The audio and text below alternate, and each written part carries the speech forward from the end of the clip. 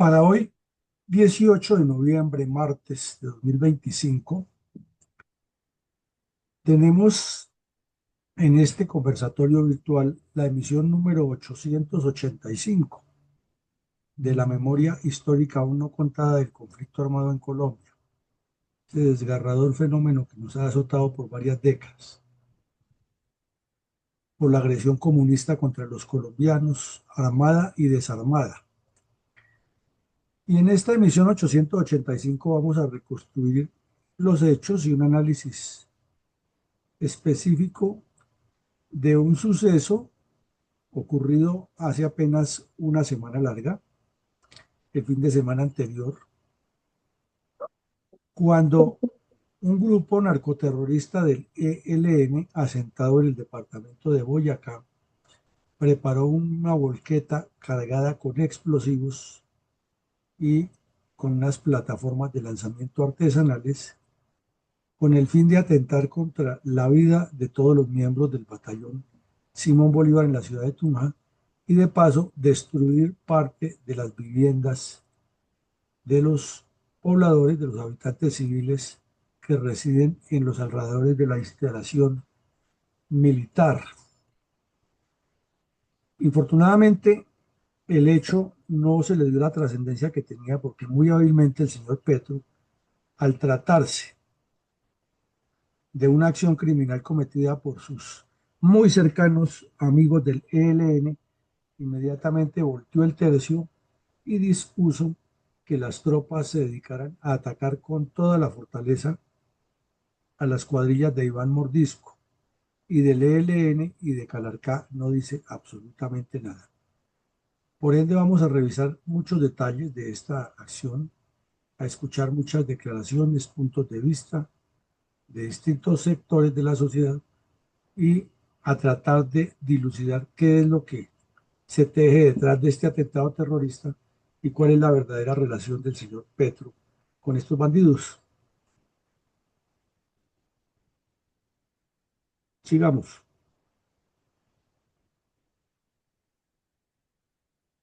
Espera, miren,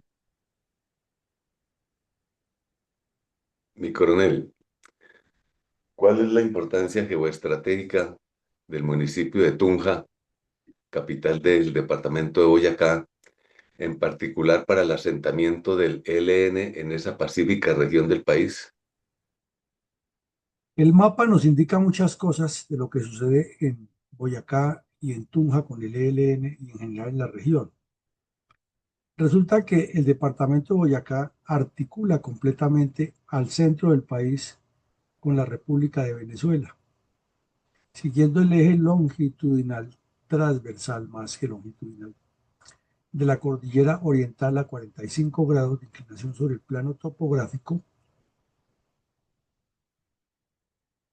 Vemos que el 90% del territorio boyacense está asentado sobre la cordillera oriental y que todos los municipios están eh, directamente comunicados unos con otros en medio de las montañas, zona bastante agrícola, parte minera y de un comercio todavía incipiente, pero muy ágil entre todos estos municipios. Tiene una red de vías primaria principal pequeña, pero una red de vías secundarias y terciarias bastante amplia que integra a toda la región. Como vemos en el mapa de la izquierda, está salpicado de una cantidad de poblados y todos con una gracia especial y un atractivo tanto turístico como histórico, ya que siguiendo ese eje longitudinal se desplazaron las tropas independentistas y dejaron para siempre un legado de recuerdo del aporte de este departamento a nuestra independencia y nuestra nacionalidad. Pero además porque su forma de ser, la forma y la cultura de este poblado, de estos pobladores, ha sido siempre especial para los turistas y los habitantes de la capital de la República. Limita por el norte con Santander y en especial al occidente de Boyacá, donde hay una zona conflictiva por la historia de las minas de esmeraldas, el narcotráfico y la salida al río Magdalena, ha habido más problemas en ese lado. Sin embargo, unas bandas criminales organizadas han evitado el control de las FARC y el ELN, que nunca han perdido de mira ni de vista ese sector. Pero hay un problema complejo, es que al oriente, al tener salida hacia Venezuela, al nororiente y hacia los llanos orientales en todo el oriente, subiendo la cordillera y descendiendo hacia los departamentos de Arauca y Casanare, las guerrillas comunistas han recurrido a esta región aquí, del oriente, especialmente en el páramo de Pisba, el páramo de Huicán y la Sierra Nevada de Cocuy, que son parques nacionales que han sido afectados por la presencia de estos bandidos. Y más de una vez aquí el oriente de Boyacá ha sido blanco de acciones criminales. Una muy recordada es durante el gobierno Duque, una emboscada atroz que hicieron contra unas unidades de la policía y el ejército que estaban escoltando las urnas de las elecciones. Pero históricamente ha habido asaltos a los poblados, a Socha y a otros municipios del oriente de Boyacá, y el ELN siempre estaba ahí. Entonces, eh, ahora, como el señor Petro anda desesperado por volver a negociar con estos bandidos, ya que seguramente le están exigiendo que todo lo que acordaron en Cuba cumpla algo, vinieron y cometieron esta acción criminal en el municipio de Tunja.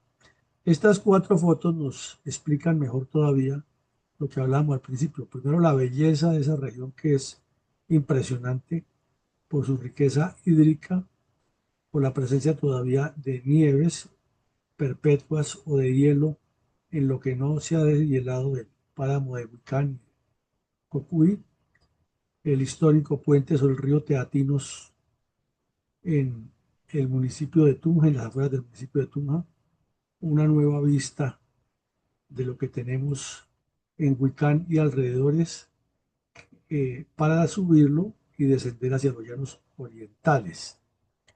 Y tenemos aquí una foto muy ilustrativa de lo que es la historia, la tradición y la costumbre de la población boyacense, muy aferrada a sus costumbres o a sus tradiciones culturales de la época de la colonia, las casas con sus balcones pintadas con unos colores muy especiales, las ventanas, las puertas, los andenes estrechos y la mm, representación iconográfica de cómo son las características de la gastronomía, del folclore y de otras características de la región.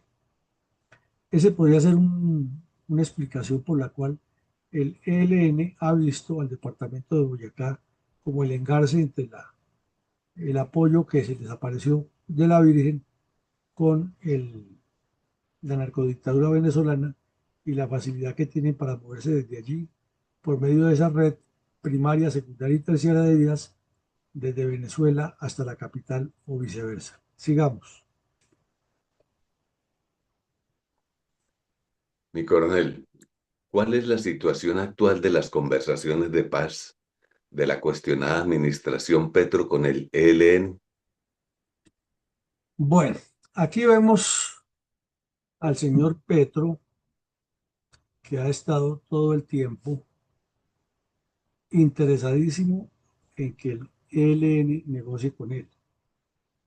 Cuando era senador de la República en plena pandemia, se escapó del país a reunirse con los bandidos del ELN en Cuba.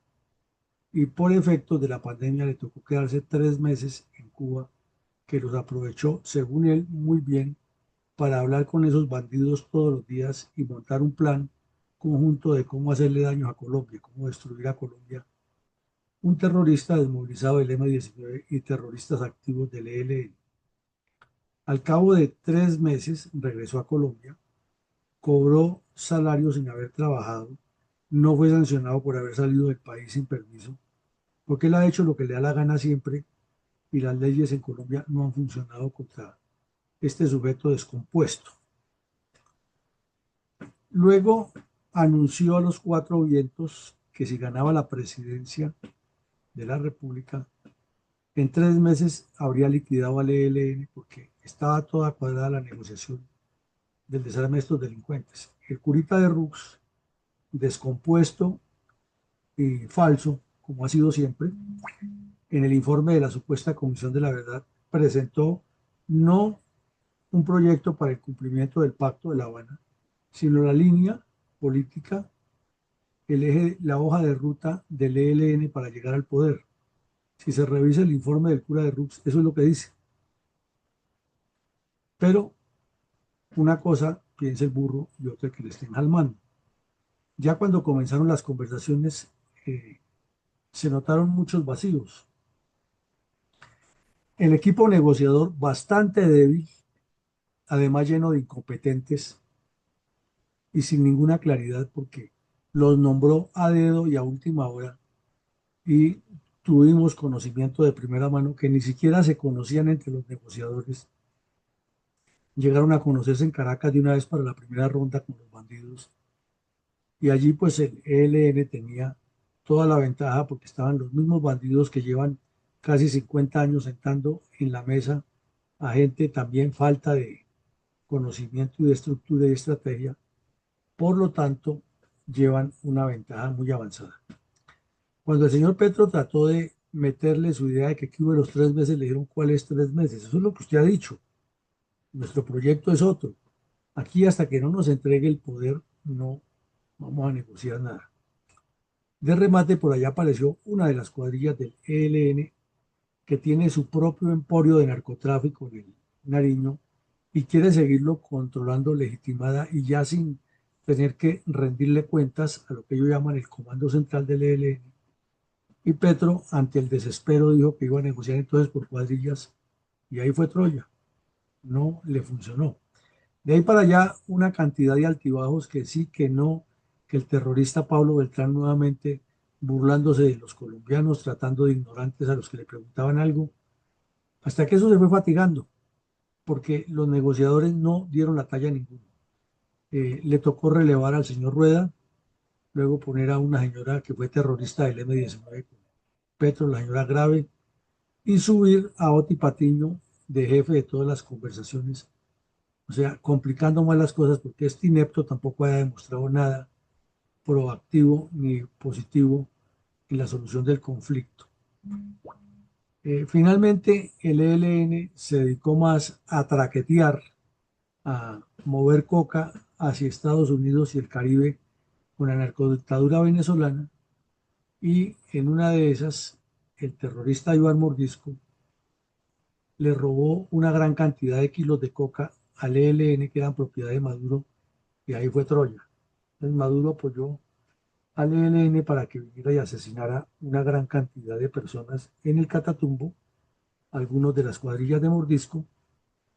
El mundo entero cuestionó esa matanza de más de 100 personas y Petro muy hábilmente pensó en hacer otra de sus trapacerías y convocó o invocó una situación especial de económica, una emergencia económica, y comenzó a sacar dinero de raudales, dizque para arreglar el Catatumbo, nunca se vio eso, y fue solamente para promover la corrupción y su campaña política. El ELN le tiene pisada la cuerda, quieren que les entregue el poder ya y mañana mismo, sin ninguna condición, y pues aquí se ve en la sin salida porque tiene que responder primero a su propio partido y a los que lo eligieron y a los otros grupos criminales que le apoyaron su elección y no van a aceptar que el ELN se les imponga. Pero cuando se evidenciaba que podía volver a negociar con ellos, lo anunció públicamente y la respuesta del ELN fue colocar la volqueta bomba que pretendía destruir el batallón eh, Bolívar y asesinar a una gran cantidad de personas y presionarlo a que negociara bajo las condiciones de los terroristas. Por fortuna, el atentado terrorista no se llevó a efecto en su totalidad y eso lo puso contra la pared, pero como es sagaz y con mentalidad criminal y delincuencial, inmediatamente ordenó a a las fuerzas militares que le corrieron como corderitos a que bombardeen los campamentos de Iván Mordisco, ya que Iván Mordisco ha dicho varias veces que él le financió la campaña política y eso no le conviene por nada, menos en el momento en que Estados Unidos lo tiene en la lista Clinton y se rumora muchísimo que también lo tiene con orden de captura para llevarlo a una cárcel federal donde debería estar hace rato. Por eso ha jugado con Dios y el diablo, eh, y de remate hay una estratagema que parecería ser la real de todo, es que para salirse del ministro de Defensa, para sacarlo del camino, entonces ahora anda diciendo que él denuncia penalmente, internacionalmente, en la Corte Penal Internacional a Iván Mordisco, algo que no tiene ningún peso, porque es que la Corte Penal Internacional fundamentalmente es para funcionarios del Estado y en unos casos muy particulares para delincuentes.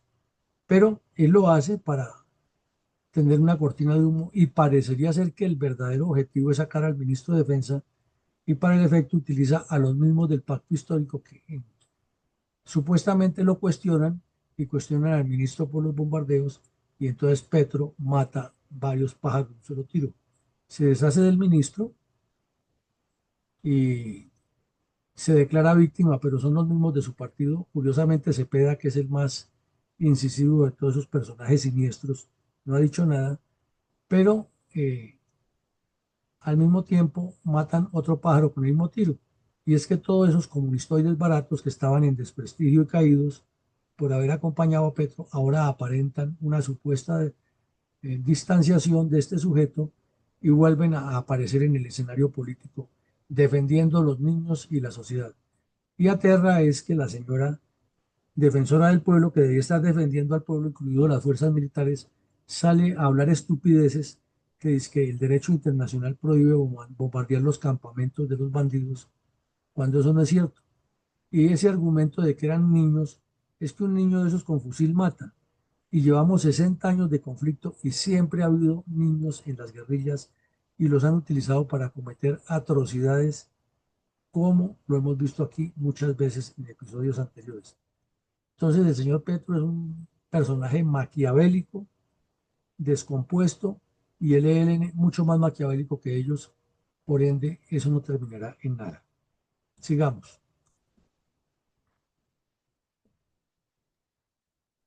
¿Cómo describió para sus lectores el diario El País de España los hechos relacionados con el fallido ataque terrorista del ELN contra las instalaciones del Batallón Bolívar y los habitantes de la zona aledaña con una volqueta cargada de explosivos en noviembre del 2025? Ilustrado con estas dos imágenes que vemos en pantalla, una, la volqueta, con un total de 12 morteros improvisados apuntando todos hacia el mismo sector, y y la volqueta parqueada en forma diagonal desde un sitio en el cual se analizó que de haber salido todas las cargas al tiempo disparadas hacia las instalaciones, hubieran causado una mortandad dentro del batallón y en los barrios aledaños al batallón. Y abajo una foto del batallón en, a la distancia donde se alcanza a ver parte de la explosión que causó uno de los artefactos que en el momento de desactivarlo o de intentar desactivarlo se activó. Hizo una referencia de que el atentado era muy parecido al que pretendieron hacer en la base aérea de Cali un par de meses atrás, que mmm, los 24 artefactos estaban emplazados contra gran parte de esa población, que tan pronto fue detectado el vehículo por la ciudadanía, se procedió a evacuar la zona y a que los técnicos en antiexplosivos intentaran desactivar todas las cargas, algo que no pudieron hacer en su totalidad, pero ya afortunadamente los soldados habían evacuado las instalaciones y estaban más seguros e igualmente los pobladores. Sin embargo, hubo algunos heridos y explicaron que es todo el cantón el que estaba en la mira. El cantón tiene el nombre del general Rojas Pinilla, porque allí funcionan varias unidades militares. O sea, el riesgo grandísimo e inclusive las familias de los oficiales, los suboficiales que viven dentro del cuartel estuvieron en riesgo. Eh, por su naturaleza, pues es un hecho atroz que los periódicos como El País de España lo cuestionaron grandemente, pero ahí se resalta es que el señor Petro muy hábilmente, en lugar de tomar una decisión contra el ELN, lo que dijo es que su gobierno había desarticulado un ataque terrorista y ahí paró su declaración. En cambio, a las pocas horas de eso ordenó bombardear a Iván Mordisco. Entonces uno se pregunta, no es que no haya que bombardear a Iván Mordisco, ese bandido hay que bombardearlo y capturarlo, o si ofrece resistencia, eliminarlo y a todas sus cuadrillas. Pero ya estos bandidos del ELN, ¿por qué no? La explicación es sencilla, porque es que esos están con Maduro y además son sus panas. En cambio, Mordisco se le declaró en rebeldía y lo tiene en ascuas de que lo puede denunciar por lo que sabe de la campaña.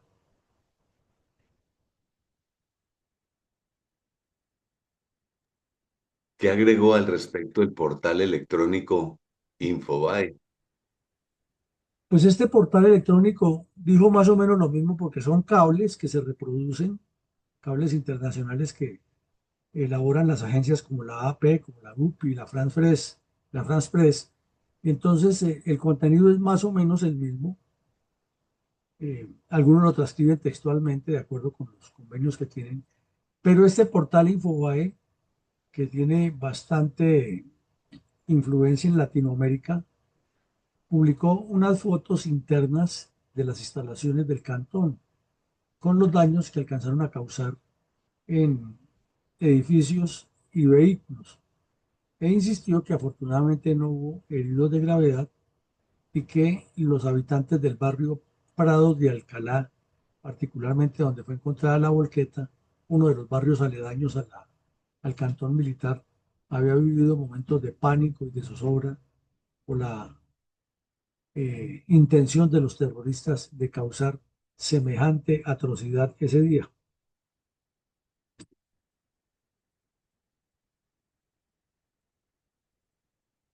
Adelante. ¿Qué, qué dijo ante los medios de comunicación el alcalde de Tunja respecto a esta demencial acción terrorista del ELN? Bueno, pues en una entrevista larga con Mañanas Blue, el señor alcalde dijo unas cosas, emisora Blue, pero hubo también otros detalles interesantes que nos parece importante ver toda la entrevista. En Bogotá, en Boyacá, corrijo, en Boyacá, en Tunja, se están levantando en este momento las medidas extraordinarias desde cuando fue activado el plan de emergencia producto del atentado terrorista que fue parcialmente cometido por el ELN contra el batallón Simón Bolívar que queda en la capital de Boyacá, un departamento poco acostumbrado al terrorismo. Pablo Arango, desde Tunja.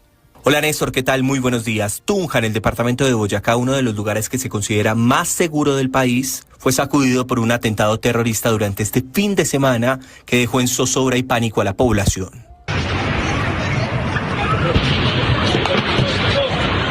Una volqueta de placa JIB 594 cargada con 24 tatucos cada uno con entre 10 y 15 kilogramos de explosivos fue abandonada en un barrio de allí de Tunja, en el departamento de Boyacá. Los vecinos dieron aviso a las autoridades, sin embargo, 22 de los 24 tatucos se activaron dentro de la volqueta que fue dejada abandonada cerca al batallón Simón Bolívar de la capital boyacense.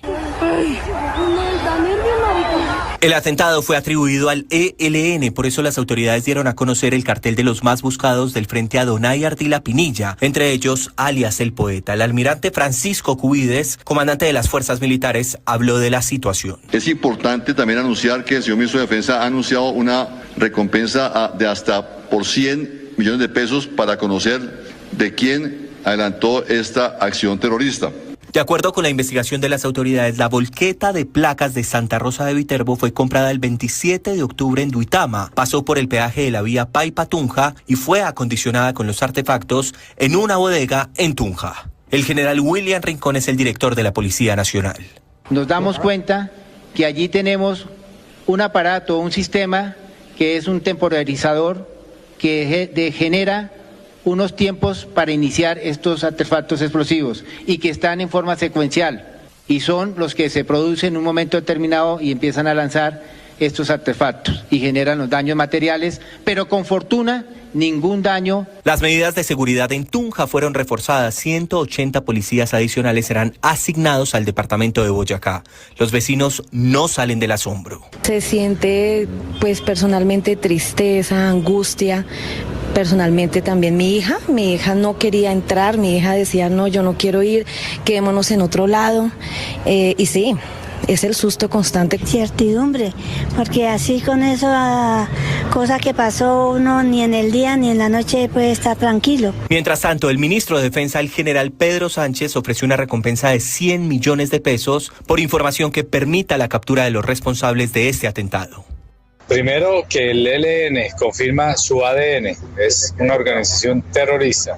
Segundo, que tenemos ya identificados quiénes son los autores intelectuales y uno de ellos es alias Saúl o Manuel o Poeta.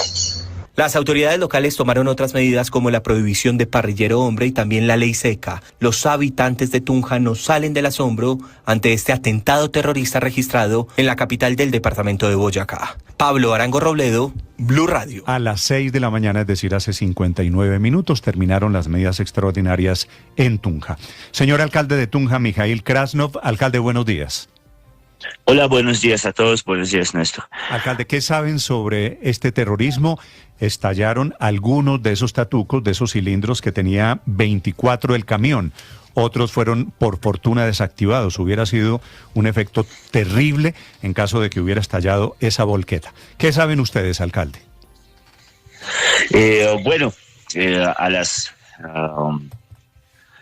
A las 5 de la mañana fueron alertados por parte de la ciudadanía a la policía. Entonces, menos mal pues que la ciudadanía entonces pues estaba pendiente, pues quiero agradecer también a la vecindad.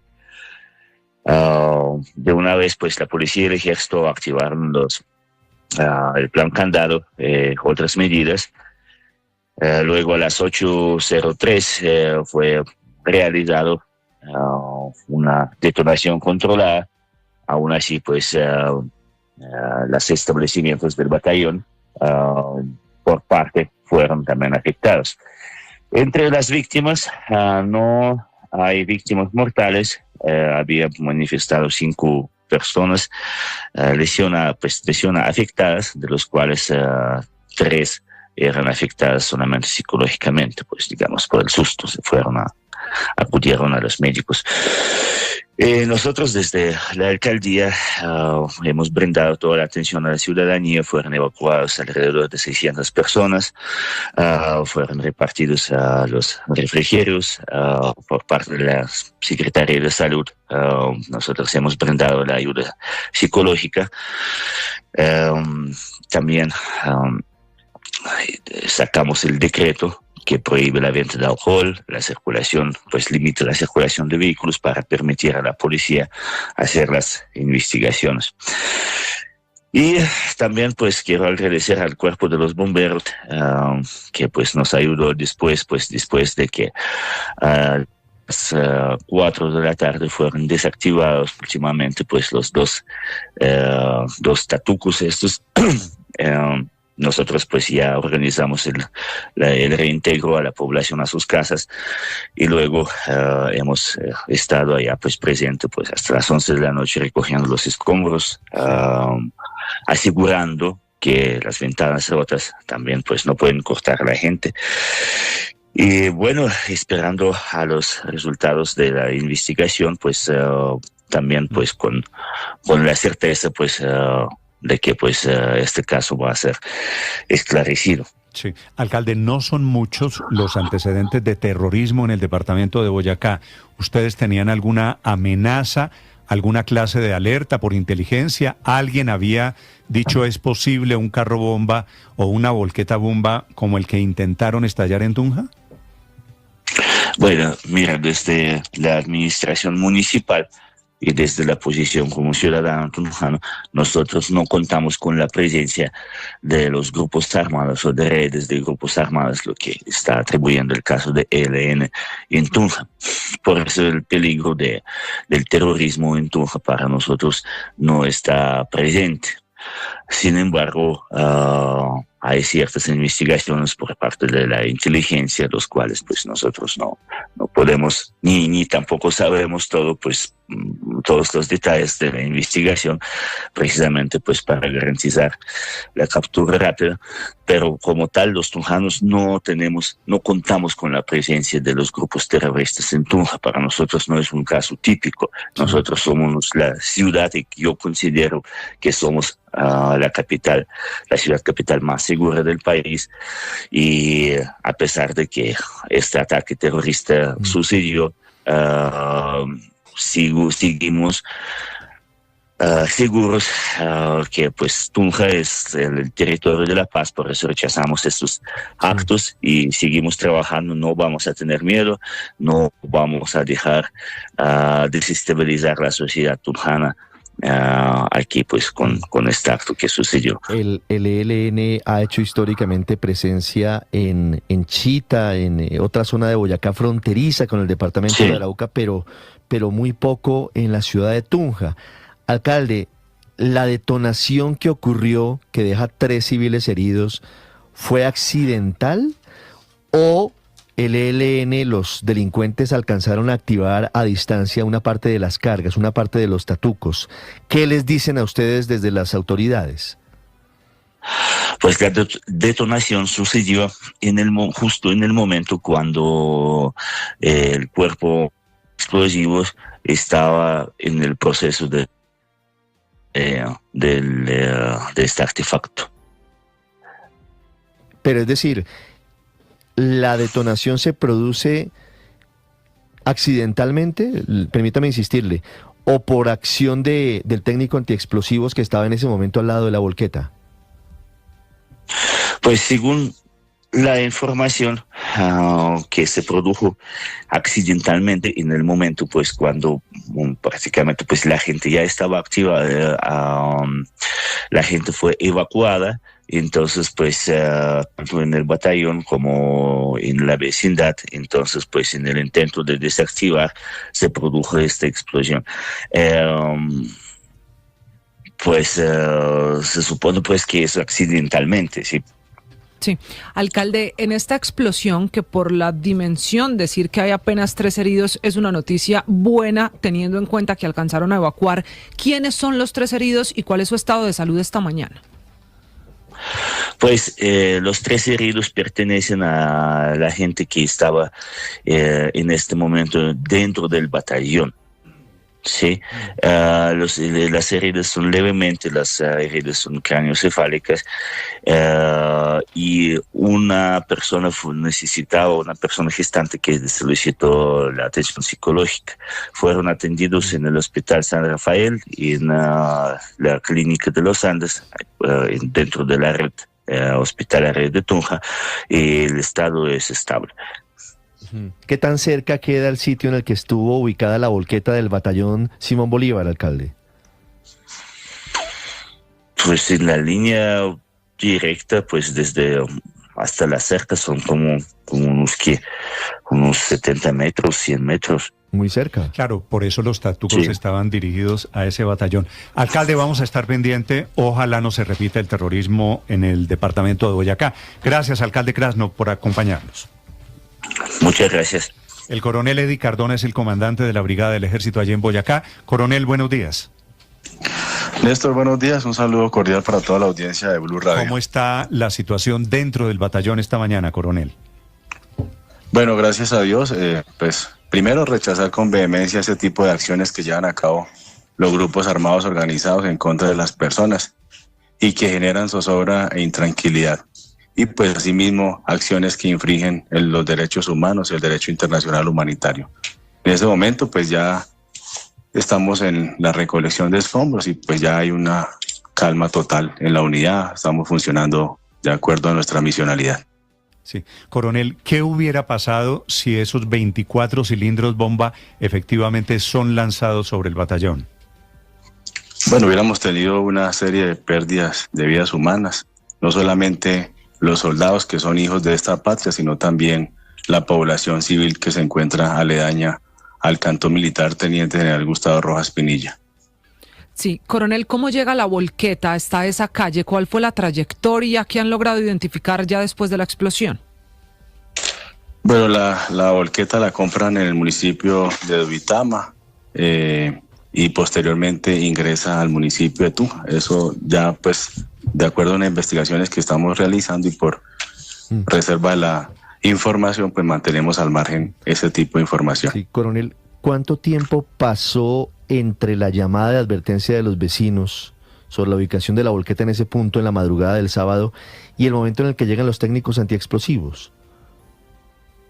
Transcurren cerca de 1 hora y media, pero pues lo que quiero rescatar acá es un plan que existe, que hace parte de los protocolos de seguridad de nuestra institución y que son políticas establecidas por el Comando del Ejército Nacional y que se llama el Plan Buen Vecino, que busca mejorar las relaciones con las comunidades alrededor de cantones, batallones y bases militares y logra pues a través de esta llamada alertar, anticipar y actuar de manera oportuna. Como fruto pues de este llamado de una persona civil se logra evacuar y minimizar los efectos colaterales de esta acción terrorista. Sí, afortunadamente hay esa colaboración.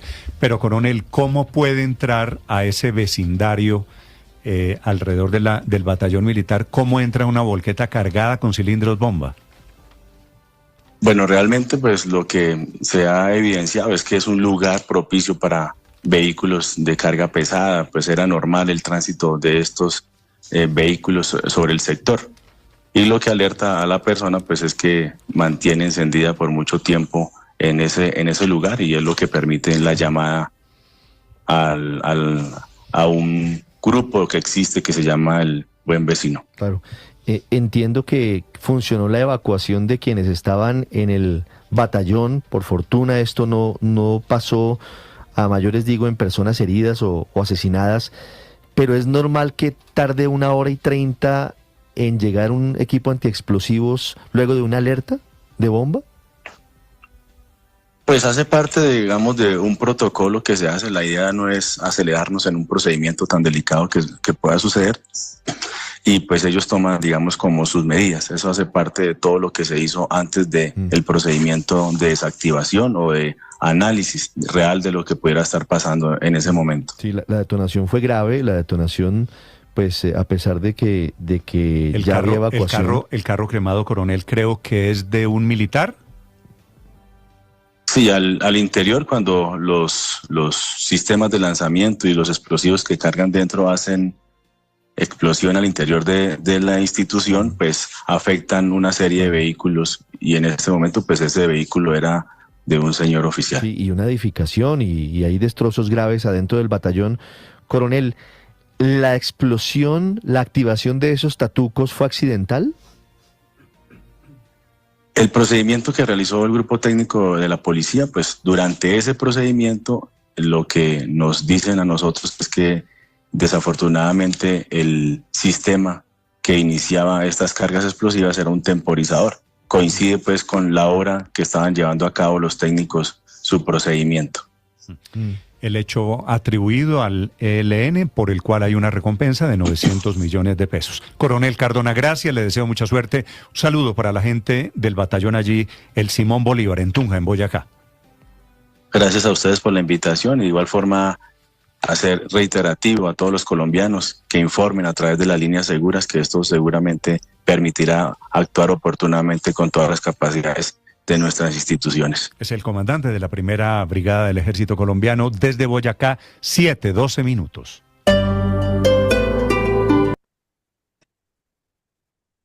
Adelante, mi coronel.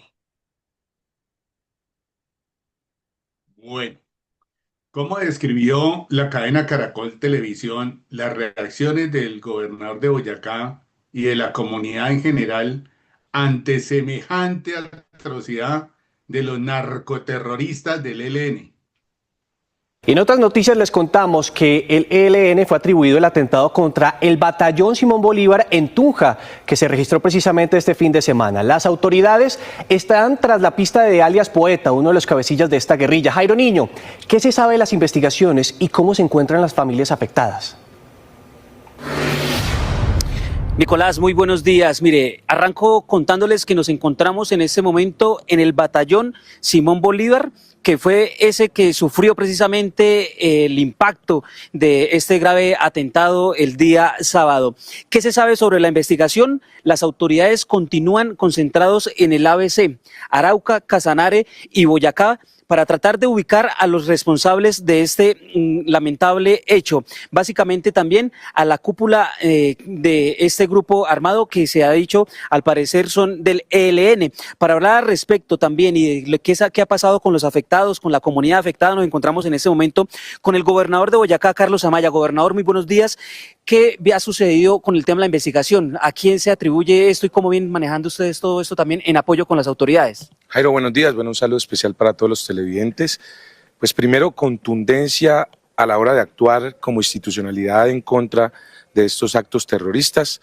La investigación lo que ha arrojado es que es un atentado que se le atribuye al Frente Ardila Pinilla, al Frente Adonai Ardila Pinilla del grupo narcoterrorista del ELN, un grupo que ha intentado llegar al norte de Boyacá. Estamos reforzando entonces y la decisión del Consejo de Seguridad con la cúpula militar en cabeza del comandante de las fuerzas militares y el viceministro de Defensa es reforzar el batallón de alta montaña del Espino, en Chita y en Socha, para evitar que ese grupo pues coja de corredor como en el pasado. Hoy no tenemos la presencia de ese grupo aquí, pero sí están intentando coger de corredor nuestra región y por supuesto tendremos que actuar con contundencia. Y el refuerzo de fuerza pública por parte de la policía, un anuncio de 188 policías, 8 oficiales y 180 a nivel ejecutivo, y bueno, y la determinación de aumentar la inteligencia, de trabajar articuladamente y sobre todo este es el mensaje que doy hoy a la ciudadanía.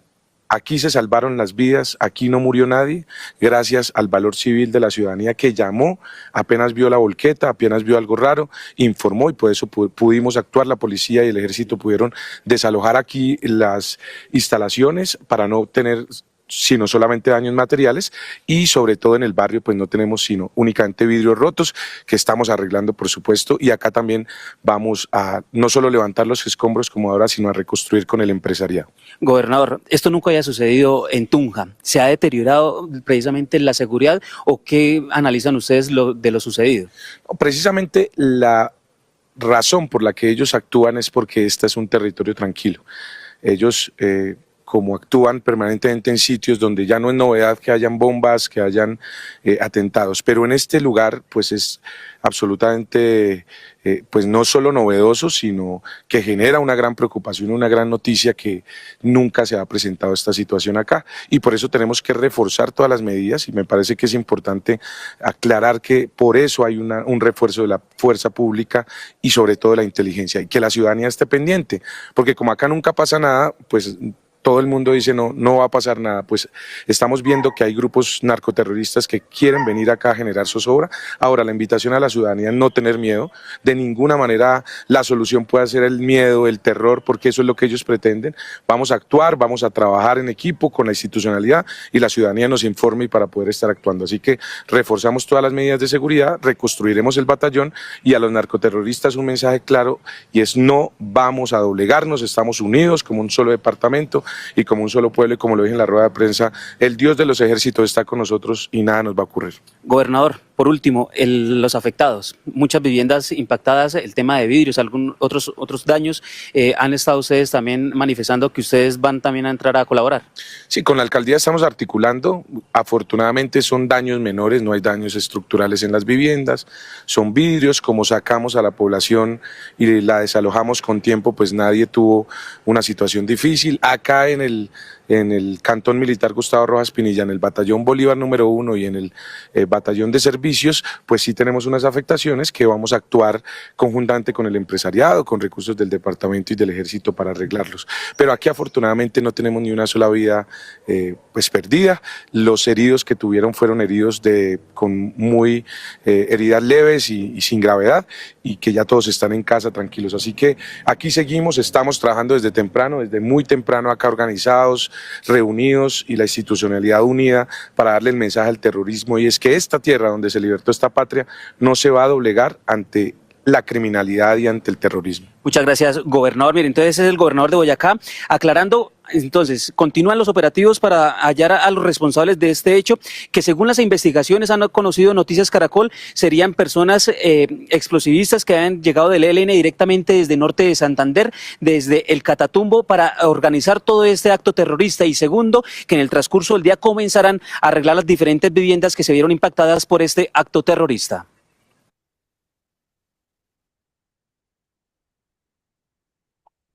Adelante, mi coronel. Mi coronel, ¿cómo se llegó a determinar quiénes fueron algunos de los responsables del fallido ataque terrorista del ELN contra las instalaciones del Batallón Bolívar y los habitantes de la zona aledaña con una volqueta cargada con explosivos en noviembre del 2025?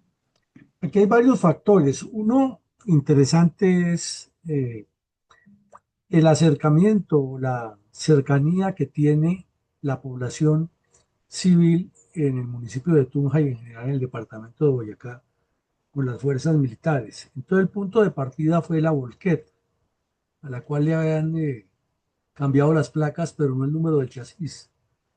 Entonces ya en la revisión técnica y la revisión especializada de los peritos se determinó el origen de la volqueta, y por eso rápidamente el coronel y el comandante de la unidad en Tunja dijo que se tenía determinado que se había hecho una transacción comercial de esa volqueta hacía poco en Duitama, y con las cámaras de seguridad se hizo el seguimiento. Con el número de las placas se determinó cuándo había pasado por el peaje que venía entre Duitama y Tunja, y con las informaciones de los ciudadanos se llegó al sitio donde había estado escondida la volqueta y donde habían estado ensamblándola los terroristas. De igual manera, con base en otras informaciones de los ciudadanos de los alrededores del batallón, se estableció, como se ve aquí, donde está haciendo el allanamiento, en una vivienda que los bandidos han alquilado una casa con vista directa hacia el cantón militar, y ahí han estado preparando todos los planes, y se les encontraron allí algunas pruebas contundentes de quiénes eran, más los retratos hablados y algunas grabaciones de cámaras del sector permitieron determinar por lo menos a 3 de esos y dar más luces de que sí había sido el ELN. Entonces, en síntesis, esa fue la forma como se llegó. Vemos lo que se encontró en el taller, que encontraron otra rampa que había sido construida y estaba lista ahí, cable explosivo, arena con la que cargaron la volqueta, se alcanza a ver ahí, y con un video de los aledaños se ve el momento en que llega y se coloca atravesada la volqueta con el fin de iniciar la activación tan pronto se acercaran los soldados en una trampa explosiva muy bien montada por los bandidos y que afortunadamente no produjo los daños. Y otra foto de una de las viviendas cercanas que padeció efectos de la explosión. También informan allí cómo la Fiscalía, con sus organismos especializados de inteligencia técnica y de inteligencia o de pruebas en el sitio del crimen, logró acopiar otras informaciones importantes que le facilitaron a todas las autoridades esclarecer muchos detalles iniciales para avanzar en la investigación con mayor profundidad.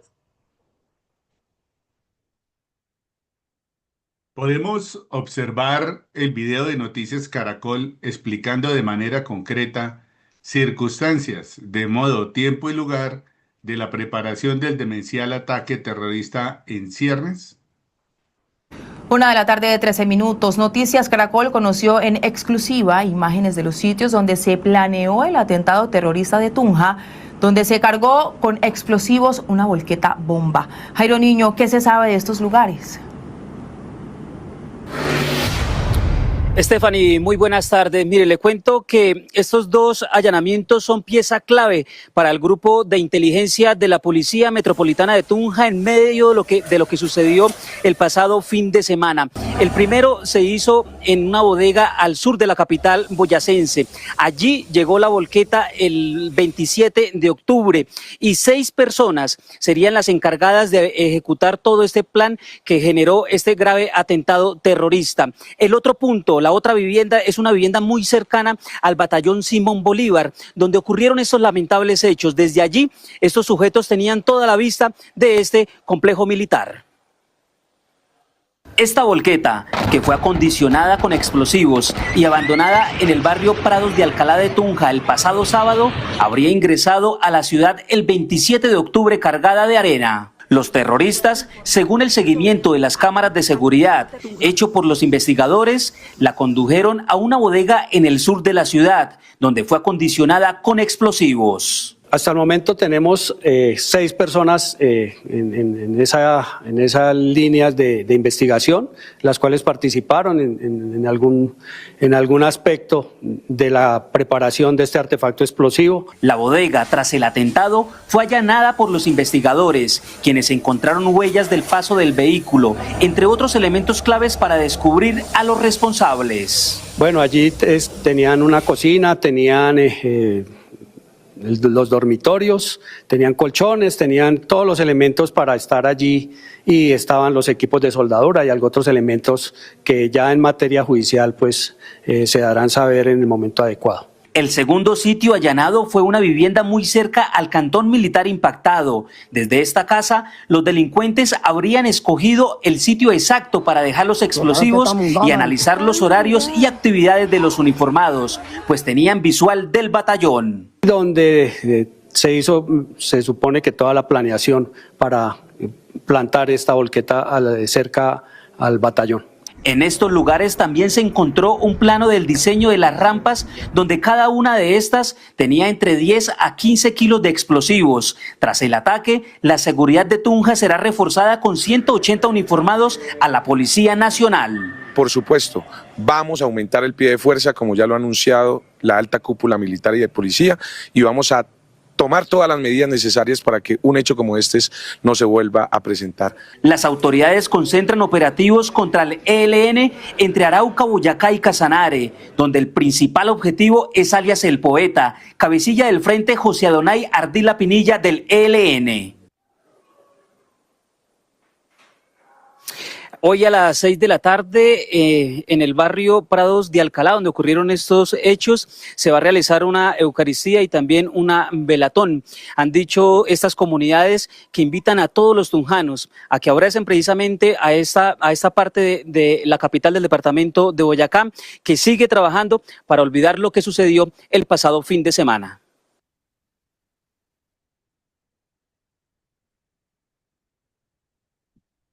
¿Qué podría explicar la conducta timorata y sospechosa de Gustavo Francisco Petro Urrego ante este ataque criminal del ELN mientras ordena bombardear contra las cuadrillas de Iván Mordisco de las FARC?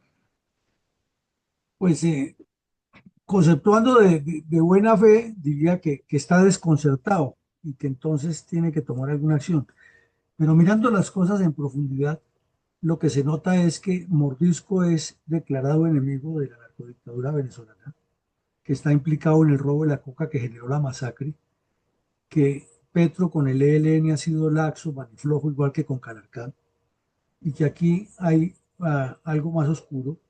Luego llegó a pedir dizque a la Corte Penal Internacional que investigue a Mordisco por crímenes de guerra y ordenó los bombardeos contra las guaridas de Mordisco y nada contra el ELN, a pesar de que hay inteligencia y se sabe dónde están.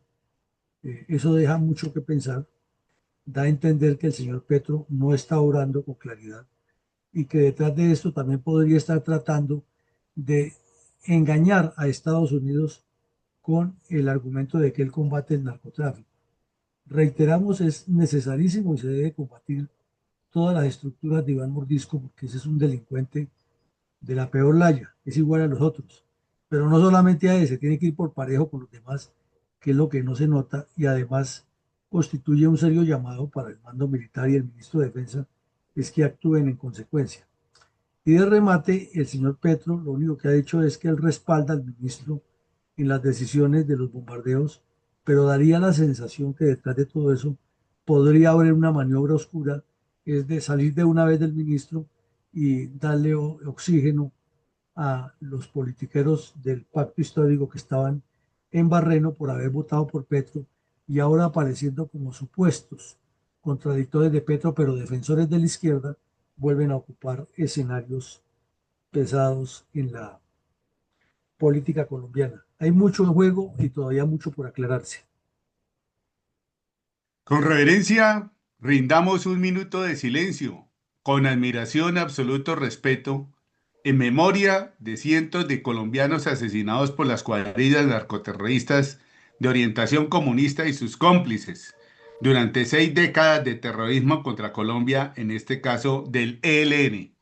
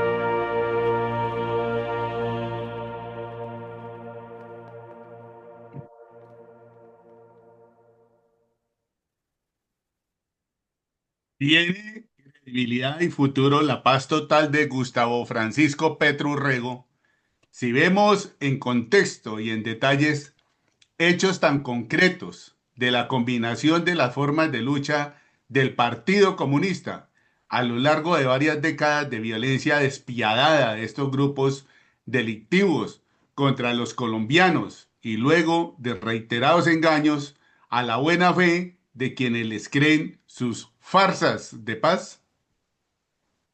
En su célebre libro De la guerra, el mariscal alemán von Clausewitz fue muy claro en que el principal escollo para definir tanto los episodios cronológicos de una confrontación bélica como la misma guerra, como los combates, es la nebulosa, esa neblina que se arma en cada evento. Y desafortunadamente para Colombia,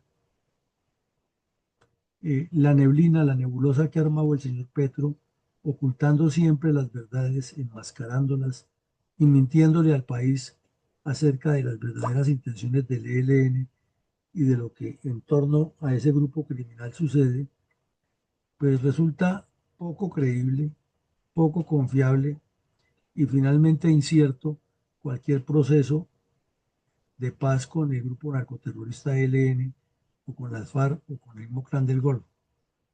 Parece más como un engaño y como una intención malévola de perpetuar en el tiempo una negociación que no tiene ninguna salida ni ninguna concreción. Adelante, mi coronel, con su comentario de hoy.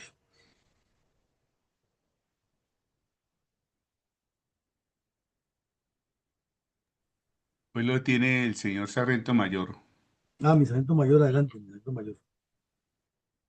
Las unidades militares a nivel nacional han gestionado todo el tiempo un buen acercamiento con la comunidad civil y lo hacen mediante operaciones psicológicas. Así lo llamábamos cuando estaba activo, no sé ahora cómo las denominan. Hacíamos brigadas de salud, pozos sépticos, reparaciones de techos, asesorías jurídicas, mercados, generando empatía y confianza. Esto, por supuesto, se hace con oficiales de la reserva.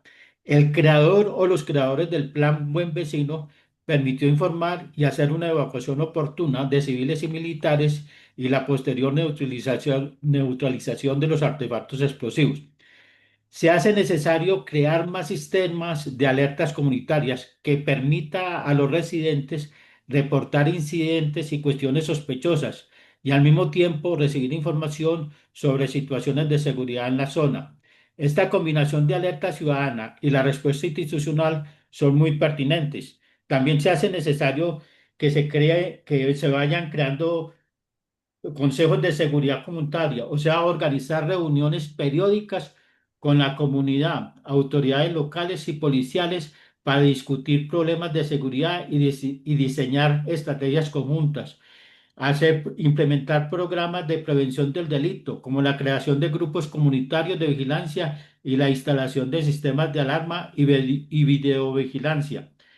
El fortalecimiento de la presencia institucional, trabajar con la Secretaría de Seguridad y Convivencia para fortalecer la presencia institucional en zonas vulnerables mediante la ubicación de puestos de policía y la implementación de programas de atención ciudadana. Hacer una colaboración con la policía y el ejército, fomentar la colaboración entre la comunidad y las fuerzas de seguridad a través de programas de acercamiento y cooperación. Tengamos en cuenta también que el innombrable pide a los países garantes, Cuba, Venezuela, Noruega, Chile y Brasil, que sigan facilitando el proceso de la paz total y al mismo tiempo mantener el contacto con Maduro. Lo que escucho a diario es que la paz total ha generado vacíos de autoridad que son aprovechados por grupos como el ELN, Clan del Golfo y las disidencias del FARC. Petro sigue impulsando su política de diálogo con los grupos armados, mantiene relaciones diplomáticas con Venezuela, pero de manera hipócrita critica tanto a Maduro como a Trump, según le convenga su narrativa de soberanía y paz. Es bueno considerar todo esto para poder avanzar y ser más acertados en las decisiones que se tengan que tomar. Gracias, mi coronel Villamarín. Bueno, muchas gracias, mi sargento mayor. Entonces, usted nos hace una buena referencia de lo que es la importancia de la integración civil-militar o la cooperación civil-militar, la acción cívico-militar o acción integral que llaman ahora, que es la necesidad de que las unidades militares tengan una cercanía y una identidad y construyan un tejido social de mutua cooperación en torno a las unidades militares y en general a la actividad que realizan las Fuerzas Armadas en su contexto dentro de la ciudadanía con el fin de garantizar la seguridad integral. De igual manera, plantea usted la poca credibilidad que tienen los criterios o los propósitos de paz del señor Petro, y queda a la luz que hay mucho más de engaño que de realidad por parte y parte, y que así lo único que hacemos es prolongar esta agonía del drama de la violencia. Con esto cerramos el episodio de hoy. Esta noche no habrá actividad académica debido a los partidos de fútbol que concentran mucho la atención de muchas personas, pero mañana retornaremos con nuestra memoria histórica y ya por la noche tendremos el análisis de lo que ocurrió en la República de Chile el día anterior, el día domingo, con las elecciones para presidente de la República y senadores o miembros de la Asamblea Nacional Parlamentaria. A todos les deseamos un feliz día, como siempre, con el deseo que Dios nos ilumine y nos proteja todo el tiempo. Feliz día para todos. Un buen día para todos. Gracias.